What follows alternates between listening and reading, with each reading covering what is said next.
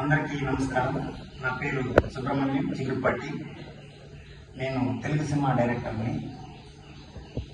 నెల్లూరు నిర్జన, సలాం సైనిక అనే 2 సినిమాల్ని డైరెక్షన్ చేస్తూ ప్రొడ్యూస్ చేయించుకున్నాను. చిగురుపాటి క్రియేషన్స్ అనే బ్యానర్లో ఈ 2 సినిమాలు ప్రొడ్యూస్ చేయబడ్డాయి. ఈ సినిమాల ప్రయాణంలో దాదాపు 300 మంది కొత్త కళాకారులను నేను నటీనటులుగా, హీరోయిన్లుగా ఇంట్రడ్యూస్ చేశాను. అందులో భాగంగా తిరుపతి యూనివర్సిటీలోని డాక్టర్ రఘుబాబు గారిని సలాం సైనిక సినిమాలో ఒక ఆర్మీ ఆఫీసర్ క్యారెక్టర్లో నేను ఇంట్రడ్యూస్ చేశాను. ఆయనకి ఇదే సలాం సైనిక అనేది మొదటి సినిమా. రఘుబాబు గారు చిగురుపాటి క్రియేషన్స్లో చిన్న ఇంటర్వ్యూ ఇద్దామని మన ముందుకు వచ్చారు.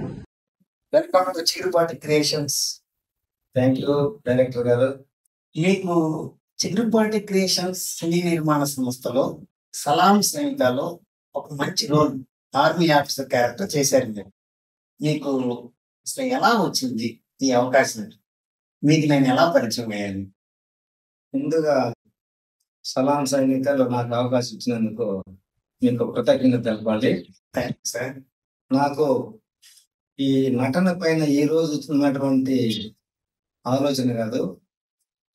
నేను 2002వ సంవత్సరంలో రవీంద్ర భారతిలో మీడియా వర్క్షాప్ అండ్ యాక్టింగ్ అనే కోర్స్కి నేను అప్లై చేసి అక్కడ ఇంటర్వ్యూకి అవ్వడం జరిగింది. అయితే నేను సెలెక్ట్ అయినా కూడా ఇంట్లో కుటుంబ పరిస్థితుల, ఆర్థిక కారణాల వల్ల నాకు ఆ కోరిక అనేది తీరకుండా అలాగే ఉండిపోయింది. అయితే అలా వస్తున్న క్రమంలోనే ఒకరోజు ఉన్నట్టుండి జోసెఫ్ అన్న గారు ఫోన్ చేసి, ఫలానా చిగురుపాటి క్రియేషన్ లో ఒక మంచి డైరెక్టర్ థియేటర్ ఆర్ట్స్ లో తను పిహెచ్డి చేయాలనేసి మన యూనివర్సిటీకి వస్తున్నారు, ఏం వాళ్ళు చూడండి అనేసి ఫోన్ చేసి చెప్పడం జరిగింది. జోసెఫ్ అన్న అంటే మన Venkatagiri print and electronic media సంబంధించినటువంటి అన్నగారు ఫోన్ చేసి చెప్పడం జరిగింది. ఆ తర్వాత తమ గ్రేట్ డైరెక్టర్ కలిసినటువంటి అవకాశం మాకు రావడం అనేది మహద్భాగ్యంగా భావించి, ఆ విధంగా పరిచయం అయిన రోజున నేను మీతో మాట్లాడుతూ, మీరు ఈ విధంగా నెల్లూరు నిర్జన సినిమా తీశాను, తర్వాత సలాం సైనిక సినిమా తీయాలంటున్నాను నేను అన్న క్రమంలో ఏదైనా అవకాశం ఉంటే మాకు కూడా ఒక అవకాశం ఇవ్వండి డైరెక్టర్ గారిని మిమ్మల్ని అడగడం జరిగింది. అడిగిన వెంటనే మీరు ఒప్పుకొని తప్పకుండా ఆయన మాట ఇచ్చారు ఆ రోజు ఎస్ యూనివర్సిటీలో. ఆ మాట ప్రకారమే ఒక దేశానికి సంబంధించి జై జవాన్ జై కిసాన్ ఉన్నారు, దేశానికి సంబంధించి ఒక ఆర్మీ ఆఫీసర్ గా నటించడం అనేది నా యొక్క అదృష్టంగా భావించి మీరు ఇచ్చినటువంటి ఆ గొప్ప అవకాశాన్ని నేను సద్వినియోగం చేసుకొని అందులో ఆర్మీ ఆఫీసర్ గా నటించడం అనేది చాలా గొప్ప విషయం. Okay sir, thank you. ఈ సలాం సైనిక సినిమాలో మీ క్యారెక్టర్ చేసినప్పుడు నాకు తెలిసి ఎక్కడది మిలిటరీ మాధవరం అనే ఊరికి వెస్ట్ వచ్చారు. వెస్ట్ గోదావరిలో జోరు అంటూ వాన. మీరు ఎలా వచ్చారు ఏమిటో నాకు తెలియదు, కానీ చాలా కష్టాలు పడి అక్కడికి వచ్చారు. ఎలా వచ్చారు నాకు అసలు అక్కడికి? అసలు ఒక రోజు ముందుగా మీరు చెప్పడం, మాకు ట్రైన్ రిజర్వేషన్ గారు లేకుంటే వేరే మాకు తెలిసిన ఫ్రెండ్ ఉంటే వాళ్ళ ద్వారా, అంటే వాళ్ళకి స్పెషల్ గా కోటా ఇస్తారు ఎంప్లాయీస్ కి, ఆ కోటాలో రిజర్వేషన్ చేసుకొని ఆ విధంగా రాజేష్ అనే స్టార్ ని రిజర్వేషన్ చేసి పంపించడం జరిగింది. విజయవాడ వరకు వచ్చి ట్రైన్, అక్కడి నుంచి మళ్ళీ అక్కడ మిలిటరీ మానవరం వరకు, ఆ నుంచి మళ్ళీ జోరు వాన, ఎక్కువ వర్షాలు, ఎక్కడ పట్టిన వరదలు, కాలువలు అన్ని కూడా పొంగుతున్నాయి. అలాంటి తరుణంలో ఏంటంటే మాకు నటన పైన రావాలా, డైరెక్టర్ గారు చెప్పిన ఇంట్రెస్ట్ ఉంది కాబట్టి ఆ వానలో కూడా వచ్చారు. ఓకే. అక్కడి నుంచి కూడా ఆటోలో మన స్పాట్ కి వెళ్ళేటప్పుడు కొన్ని వాదులు దాటని షూటింగ్ షూటింగ్ స్పాట్ కి వర్షం పడుతూ ఉన్నా కూడా అయినా గానే వచ్చి ఆ రాత్రి ఆడ స్టే చేసి మళ్ళీ ఉదయం లేచి స్పాట్ కి వచ్చి ఆ యొక్క కార్యక్రమాన్ని ముగించినాము. అదంతా కూడా మర్చిపోలేనటువంటి సంఘటన. ఆ షూటింగ్ సమయంలో కూడా కెమెరాకి అందరికి కూడా గొడుగులు పట్టుకొని కెమెరా మీద అద్దం పడకుండా అలా అంటే అది మీ యొక్క డెడికేషన్ అది. ఎందుకంటే మీకు ఈ సినిమా పైన ఉన్నటువంటి ఆ డెడికేషన్ అనేది మిమ్మల్ని ఈ స్థాయి కాదు, భవిష్యత్తులో మీరు ఇంకా ఉన్నత స్థానానికి దిగేటటువంటి దానికి నిదర్శనం అనేది ఆ షూటింగ్ రోజు నేను గ్రహించలేను. Thank you sir. ముందు రోజు మేము ఒక ఆల్టో కార్ లో కెమెరాలు అన్ని వేసుకొని వెళ్ళాము. రోడ్లన్నీ క్లోజ్, ఎందుకంటే వరదలతో నిండిపోయింది.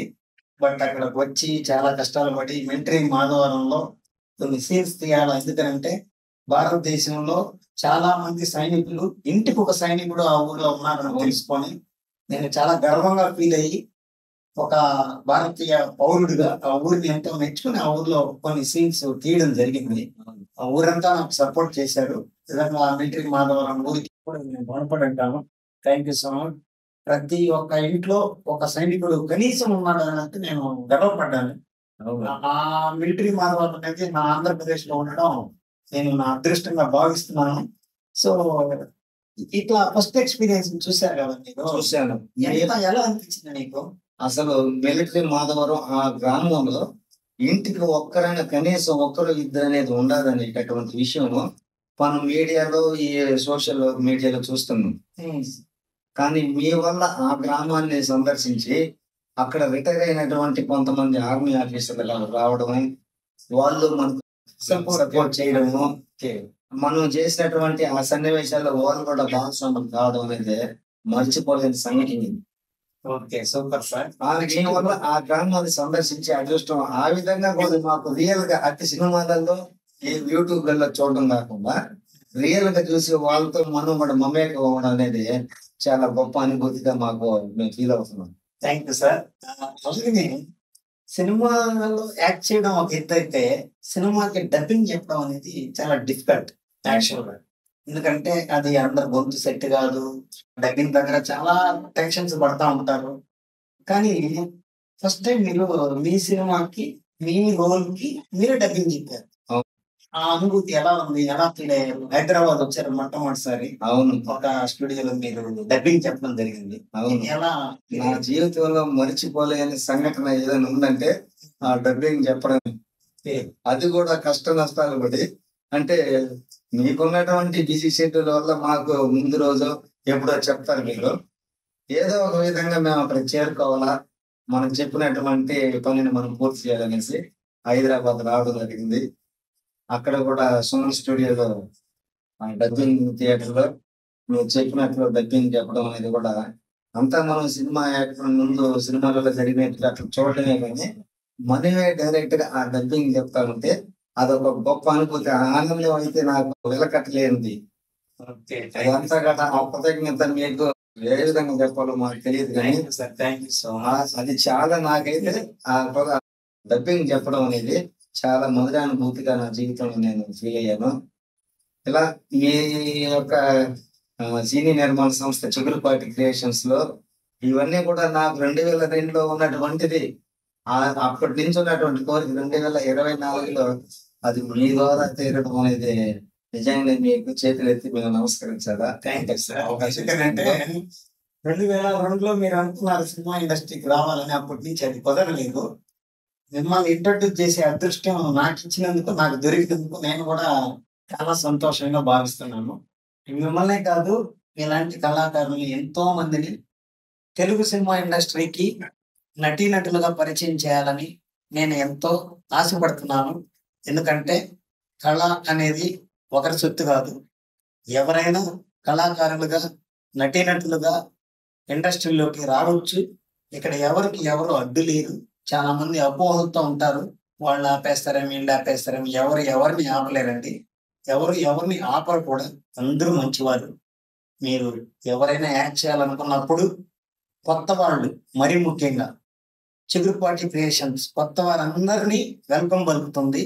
మీరు ఏ మూలనున్నా నా ఇంటర్వ్యూ చూస్తే నిర్భయంగా నా ఫోన్ నంబర్ యూట్యూబ్ ఛానల్లో ఉంది. ఖచ్చితంగా మీరు రావచ్చు, నన్ను కలవచ్చు, సినిమాలో యాక్ట్ చేయొచ్చు. సరే సార్, రఘు గారు, నెక్స్ట్ టాపిక్ లోకి వద్దాము. ఈ సినిమా అయిపోయింది, సెన్సార్ పూర్తి చేసుకున్నది, మనం ట్రైలర్ లాంచ్ అసెంబ్లీలో చేసాము, అంతా బాగుంది. ఈ సినిమా రిలీజింగ్ గురించి నేను కొందరు వ్యక్తుల్ని కలిసినప్పుడు మీరు చాలా ఆర్థికమైన సపోర్ట్ ఇచ్చారు. తర్వాత నన్ను క్షణక్షణం ఎక్కడన్నా నెగిటివ్ లోకి వెళ్ళిపోయినప్పుడు పాజిటివ్ గా నన్ను మోటివేట్ చేస్తూ నా వెనకనే ఉంటూ ఆ రోజు నుంచి ఈ రోజు వరకు నన్ను ముందుకు నెడుతూ వస్తున్నారు. ఎందుకు మీకు అంత అభిమానం సినిమా అంటే? సినిమా సినిమా అంటే సమాజంలో కొన్ని విలువలు నేర్పేటటువంటి అవకాశం సినిమా ద్వారా ప్రజలు మేల్కొల్పి పెట్టేటువంటిది ఒక ఒక ఆర్టిస్ట్. ఆయుధం. ఆ విధంగా ఆర్టిస్ట్ అయితేనే మనం ఏదన్నా ఒక డైలాగ్ చెప్పాం అనుకో, ఇక్కడ మనం చెప్తే ఎవరు పాటించరు. అదే సినిమాలో చెప్తే ఓకే. పాటిస్తారు. అంటే సమాజంలో కొన్ని విలువలు అనేటివి కాపాడాలా. అంటే పుష్ప ఫేమస్ అయిపోయారు కాబట్టి కళాకారుడే సమాజాన్ని మేల్కొల్పగలుగుతాడు అంటారు మీరు. ఏదైనా చూసి ఒక కాస్ట్యూమ్స్ కానీ డ్రెస్, ఒక టీ షర్ట్, చిరంజీవి ఒక టీ షర్ట్ వేసారు, చిరంజీవి గారు చిరంజీవి టీ షర్ట్ వేసారు, ఆ డ్రెస్ అంటారు. చాలా సినిమాలలో అక్కడ మనం చూసాం అట్లా. ఆ విధంగా ప్రజలు అనుకరించేది ఏంటంటే ఫిల్మ్ యాక్టర్లు. ఓకే. అలాంటి దాంట్లో మనం భాగస్వాములు అవ్వడం అనేది మనకు ఒక అదృష్టంగా భావించాలా. మనకు అవకాశం ఇస్తే ఆ సర్వేశ్వరుడు మన ద్వారా కూడా కొన్ని ప్రజలకి ఏదో సలహాల్లో చెప్పినట్లుగా మనం నటన ద్వారా కొన్ని తెలియజేయాలా అనే ఇదితో మనం ఈ నటన రంగాన్ని చేయాలి. దాంట్లో ముఖ్యంగా ఏంటంటే మీలో చాలా కసి ఉంది, దమ్ము ఉంది, మంచి క్రియేటివిటీ నాలెడ్జ్ ఉంది. మీరు ఒక గొప్ప వ్యక్తి అయినటువంటి నాగా అశ్విన్ గారి దగ్గర మీరు అసిస్టెంట్ డైరెక్టర్ గా, అసోసియేట్ డైరెక్టర్ గా పనిచేసి రావడం అనేది, మహానటి కల్కి సినిమాలకి చేసినటువంటి అనుభవం ఉండాలి. మీలాంటి వాళ్ళు ఈ సినిమా రంగంలో ఉంటే నాలాంటి చూడు 2022 అన్నప్పుడు ఎన్ని సంవత్సరాలు అయిందో, 20 సంవత్సరాల గ్యాప్ వచ్చింది. మీరు నాగశ్విన్ సార్ అని అంటే ఆ మాటకి ఒక మాట బదిలేవాలి సార్. ఎందుకంటే ప్రేక్షక దేవుళ్ళందరికీ విన్నపం. నాగశ్విన్ సార్ అనే ఆయన నాకు దైవం లాంటిలో. ఎందుకంటే ఎక్కడో పల్లెటూరులో ఉన్న నన్ను సినిమా ఇండస్ట్రీకి తీసుకెళ్లి వైజయంతి మూవీస్ లో నన్ను పక్కన పెట్టుకొని దగ్గరే ఉండి భుజం మీద చేసి వర్క్ నేర్పించిన దేవుడు, నా గురువు, మొదటి గురువు, చివరి గురువు ఆయనే. జీవితంలో ఒకే ఒక గురువు నాకు, ఆయనే శ్రీ నాగశ్విన్ గారు. ఈరోజు గురు పూజోత్సవం. నా గురువు గారికి శతకోటి నమస్కారం. ఎందుకంటే ఆయన నాకు పెట్టిన సినిమా భిక్ష వల్లే నేను ఎంతో మంది కళాకారులను సినిమా ఇండస్ట్రీకి పరిచయం చేస్తున్నాను. అందుకని డైరెక్ట్ గా నాగశ్విన్ సార్, ఈ జన్మాంతం మీకు రుణపడి ఉంటాను. Thank you so much sir. అదే విధంగా మీరు ఆ సార్కి కృతజ్ఞత తెలిపారు కదా. అదే విధంగా మాకు సలాం సైనికులో షూటింగ్ నేను వచ్చినప్పటి నుంచి మిమ్మల్ని చూశాను. మీలో ఉన్నటువంటి ఆ ఫైర్ చూసి నేను కూడా మిమ్మల్ని ఒక ఉన్నత స్థానంలో చూడాలా.